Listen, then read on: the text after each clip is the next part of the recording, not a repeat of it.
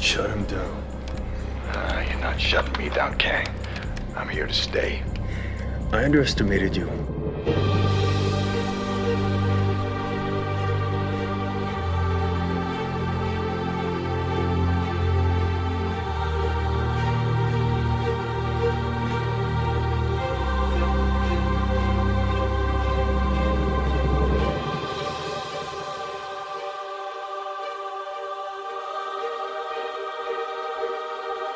One chance in life to do whatever you gonna do, to lay your foundation, to make whatever mark you gonna make, whatever legacy you gonna leave your legacy.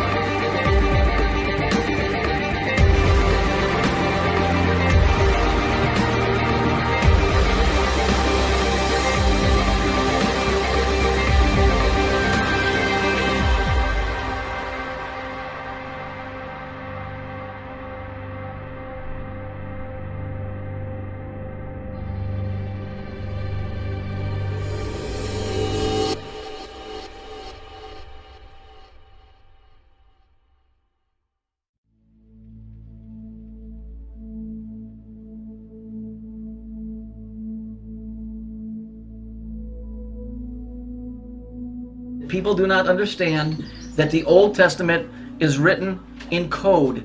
I'm talking about actual code as in, high-level physics. Stories about reflections, light waves, atomic weights, dates, what else? Vibrations, mathematical codes that are what that thing up in the sky creates. You know, I don't want to offend anybody's religious beliefs. I still believe in Jesus Christ. It doesn't change my mind one bit. But there's a lot of science involved in that book. But it's a good moralistic book. It does represent the Son of God, my Savior, Jesus Christ. Aside from that, it's a great moralistic book. You know, but it's encoded messages. It's bigger than you think. There's more code in that book than you think there is.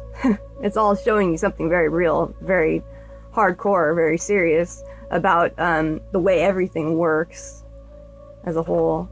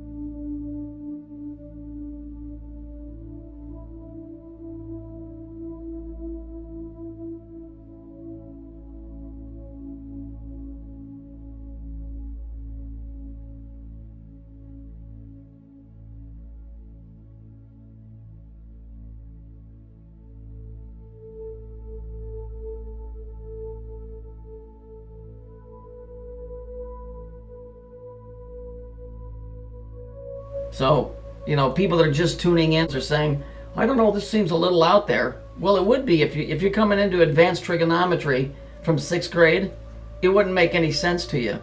Those of you that have hung around understand it. But for somebody that's just looking at this now, this is going to make absolutely no sense. Because you have to be eased into this kind of knowledge. You can't just be thrown into it because it'll bust your head wide open. Once you see it, it's very, very clear that there's really something going on. And it's not hidden, that's the thing. It's right in front of your face for you to find out the truth, but nobody wants to know the truth. A very few want to know. A very few want to know. So what do? They go and make movies like The Wizard of Oz. And everybody goes, ooh, that was a good movie. That's a good children's movie. That ain't a good children's movie. That's a motherfucking occultic movie if there ever was one. Star Wars is another one. To them, it's entertainment because that's all they're ever going to know. Because that's all they ever want to know. They don't want to dig. All they want to know is, did the Chicago Bears win or did the Bulls win? What kind of mentality is that?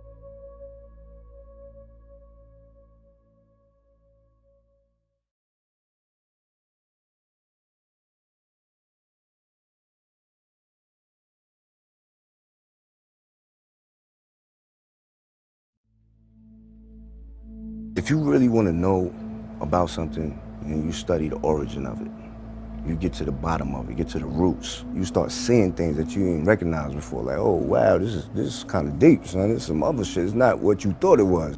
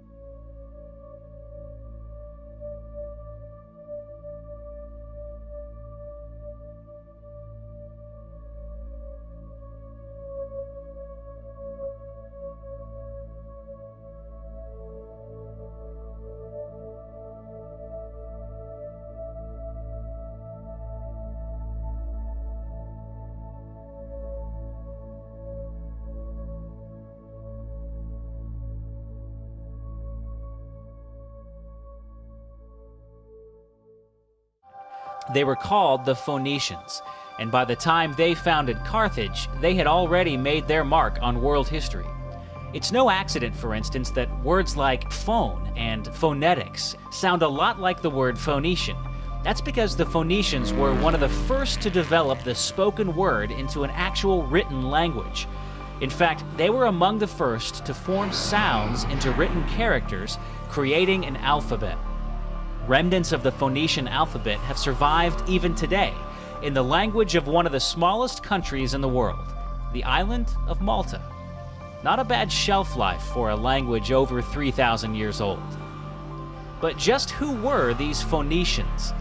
The Bible refers to them as the Canaanites.